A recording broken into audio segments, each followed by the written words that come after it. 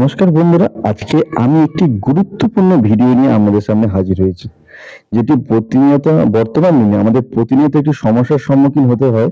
প্রায় প্রতি ঘরে সুগার, কোলেস্টেরল, ফ্যাটি লিভার ও ক্যান্সারের মতো রোগ আমাদের হয়ে থাকে। ম্যাক্সিমাম বাড়িতে তো সুগার, কোলেস্টেরল, ফ্যাটি লিভার তো আছেই। সেইটা কিভাবে নিরাময় করা যায় তার একটি ভিডিও নিয়ে আপনাদের সামনে হাজির করেছি। বেশিরভাগ খাবার আমরা খেয়ে থাকি পুড়িয়ে বা রান্না করে খেয়ে থাকি। সেটির থেকে মেন কথা হচ্ছে কাঁচা জিনিস খেতে হবে। কাঁচা জিনিস খেলে আমাদের সেই রোগটা থেকে আমরা নিরাময় হতে পারবো। তো আমরা কাঁচা হিসাবে ইউজ করেছি পেঁপে। পেঁপে একটি খুবই গুরুত্বপূর্ণ জিনিস আমাদের খাওয়ার বিষয়। মূলত পেঁপে আমরা কাঁচা ও পাকা সমস্তটাই আমরা খেয়ে থাকি, এর কোনোটাই বাদ যায় না।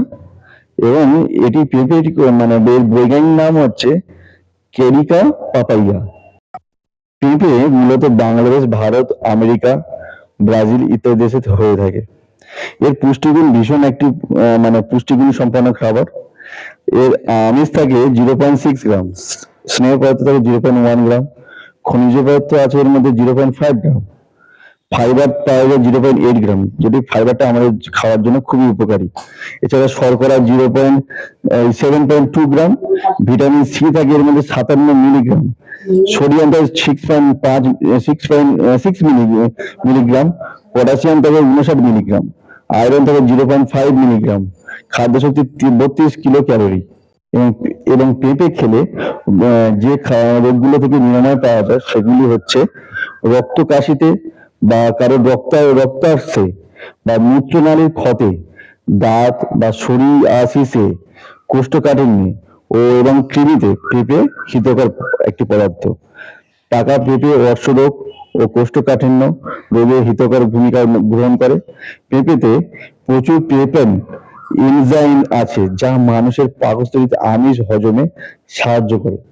তো আমরা তারপরে যে আরেকটি ফল নিয়েছি, এটি হচ্ছে পেয়ারা।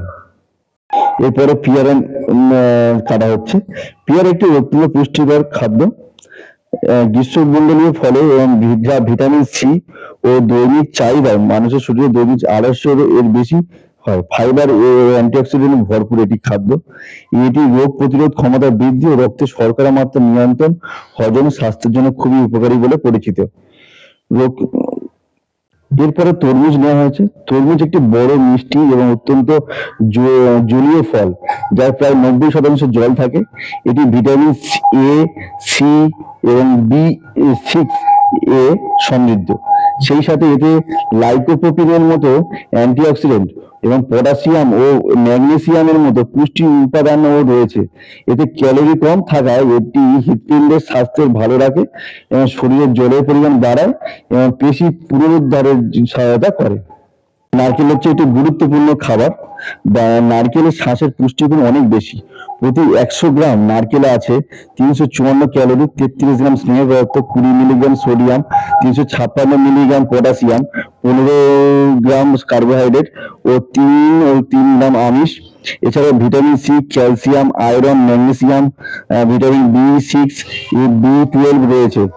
এতে ত্বক কোমল রাখে, ত্বকের আর্দ্রতা ধরে রাখে, ত্বকে নরম রাখতে সাহায্য করে। নারকেলের শাঁস নিয়মিত শাঁস খেলে ত্বক কোমল ও সুন্দর হয়, মানে চুল ভালো রাখে। চুলে নারকেল তেল মাখলে ভালো থাকে চুল। কিন্তু এদের শক্তিও যোগায়, চুল পড়াও বন্ধ করে। নারকেলের অতিরিক্ত ক্যালোরি থাকে তাৎক্ষণিক শরীরে শক্তি যোগায়। তাই এই কাজের মাঝে ক্লান্তি আসলেও হালকা খিদে পেলেও নারকেলের খিদে রোধ করে। তো ফলে আমরা নারকেল নিয়েছি, এর অনেক পুষ্টিগুণ আছে, বাদ বাকি আমরা অন্যভাবে জেনে নেবেন। কিন্তু ভিডিওতে এর পুষ্টিগুণগুলো বলার অর্থ যাতে আমরা এর সম্বন্ধে জেনে খাওয়ার ইন্টারেস্টটা করেন। আমি যে খাবারটা বানিয়েছি এটা বেসিক্যালি আমরা ভাত, ডাল, সবজি বা সকালে রুটি, তরকারি বা পরোটা এই ধরনের খাবার খেতে পছন্দ করি। কিন্তু এই নারকেলের মধ্যে নারকেল একটু এই যে খাবারটা মেশানো হয়েছে, এর মধ্যে পেঁপে কুচি কুচি ধুলো করে নেওয়া হয়েছে, নারকেল নেওয়া হয়েছে, তরমুজ নেওয়া হয়েছে, পেয়ারা নেওয়া হয়েছে যার গুণাগুণ আগে বর্ণনা করেছি, এর মধ্যে কিছু কাঁচা বাদাম নেওয়া হয়েছে। দেখুন এটা হচ্ছে গোলমরিচ। গোলমরিচ গুঁড়ো, এর উপকারও আমাদের আগেই আমার অন্যান্য ভিডিওতে বলেছি, এর উপকার আমাদের জানা আছে। এই নারকেলগুলোকে এরকম ছোট ছোট করে কুচি কুচি করে নিতে হবে, যেভাবে আমরা তরমুজ করে নিয়েছি। দেখুন দেখুন, একটা আলাদা রকম, বুঝতেই পারবেন না যে জিনিসটা কি হয়েছে। আহ, এটা করে নিয়ে আমাদের আশা করি এইভাবে করে নেবেন। এটা কলা নেওয়া হয়েছে, কলা আমাদের খুব ক্যালোরি দেয় খাবার, এবং আমাদের পেটের ময়লা বা আমাদের যেগুলো শ্বাস প্রশ্বাস ফুসফুসের কাজের জন্য কলার উপকারিতা খুব ভালো। তো আমরা এটা সকালের খাবার হিসেবে বানিয়েছি। আপনারা এইভাবে যারা বানাবেন, সকালে এই ধরনের যদি ব্রেকফাস্ট করে নেন, মানে ব্রেকফাস্টের জন্য এগুলো যদি ইউজ করেন, হয়তো সামান্য কিছু খরচা বেশি হবে দৈনন্দিন রুটি তরকারির থেকে, কিন্তু এমন কোনো কিছু তফাৎ নয়। এবং এটি খেলে, আর মানে আমি যদি মোটামুটি আমরা খেয়েছি, যদি আপনি 10টার সময় যদি খান, ধরুন 8টা 9টার সময় যদি ধরুন কেউ টিফিন করেন, 8টা 9টা বা 10টার মধ্যে যারা টিফিন মানে ব্রেকফাস্ট করে নেন, সকালের খাবারটা খেয়ে নেন, তাদের মোটামুটি আমি বলে দিতে পারি মানে 1টা 1.5টা পর্যন্ত কি 2টো পর্যন্ত আমার খিদেই লাগবে না। আপনার শরীরে কখনো মনে হবে না উইকনেস আসবে না, এটুকু বলতে পারি। আপনারা একবার এটাকে ট্রাই করুন। এবং এর মধ্যে বিট নুন দেওয়া হচ্ছে, দেখুন হালকা বিট নুন দিলে কি হয়, হয়তো লবণ একটু আধটু আমাদের চলে, মানে লবণে একেবারে মানে খাওয়া না খেলে তো আমরা পারি না, এবং টেস্টটাকে একটু বদলে দেবে এটা। হালকা বিট নুন দেওয়া হয়েছে, দেখতে পাচ্ছেন। হম এবং এবারে শুনে বাদাম নেওয়া হয়েছে, বাদামেও ফ্যাট আছে, তো আমাদের ফ্যাটের প্রয়োজন আমাদের শরীরের জন্য। এই ধরনের খাবার যদি আমরা দৈনন্দিন নিত্য দিনে আমরা যদি খেয়ে থাকি, এগুলোর ক্যালোরি ধরুন, আমি একটা সহজ উদাহরণ বলে থাকি, এর ক্যালোরি ধরুন কোনো জিনিসের ধরুন আমি ধরে নিলাম, জাস্ট আমি ধরে নিলাম এর ক্যালোরি ধরুন 200 গ্রাম কি 600 গ্রাম কি 500 গ্রাম। কিন্তু আমরা ধরুন আলুটাকে যখন ভাজছি, আলু আলু ধরুন খাচ্ছি, আলু কাঁচার ক্যালোরি হচ্ছে আমার 60 গ্রাম 600 গ্রাম, সেটাকে যখন তেলে ভাজা হচ্ছে তার ক্যালোরি বেড়ে যাচ্ছে 1200 হয়ে যাচ্ছে। ফলে এর মধ্যে মধুও নেওয়া হয়েছে, দেখুন মধু দিলে কি হবে, হালকা টেস্টটা ফ্লেভারটা দেবে আপনার। আমি এবার যেটা বলতে চাইছিলাম, যে আমরা তেলে ভাজলে 1200 ক্যালোরি হচ্ছে, তাহলে আপনার শরীরে অলরেডি, মানুষের শরীরে অত ক্যালোরির প্রয়োজন নেই, তাহলে এক্সট্রা ক্যালোরি আপনি কি করবেন?